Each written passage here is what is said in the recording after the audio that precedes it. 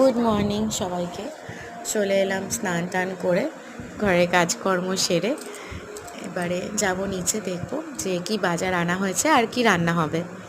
তো নিচে গিয়ে দেখলাম যে বাজার থেকে ট্যাংরা মাছ এনেছে আর একটু ফল বাজার করা হয়েছে।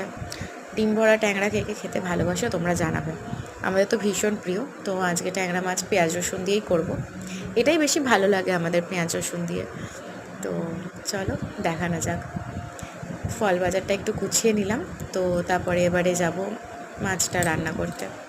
নুন হলুদ মাখিয়ে এবার ভালো করে ভাজা করে নেবো, একটু কড়া করে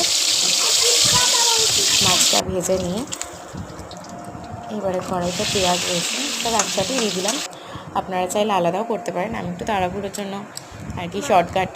তো তাড়াতাড়ি পেঁয়াজ রসুন দিয়ে ওর মধ্যে টমেটো আদা রসুন সব কিছু দিয়ে ভালো করে কষিয়ে জিরে ধনে হলুদ দিয়ে মশলা ভালো করে কষিয়ে নিলাম। এবারে এর মধ্যে মাছগুলো ছেড়ে দিলাম, একটু ফুটে গেলেই নামিয়ে নেবো, আর গরম গরম ভাতের সাথে দারুণ লাগবে। তো আমার ভিডিওগুলো যদি ভালো লেগে থাকে প্লিজ আমার চ্যানেলটা সাবস্ক্রাইব করে দেবেন, এরকম ছোটো ছোটো আরও ভিডিও আমি তাহলে বানাবো।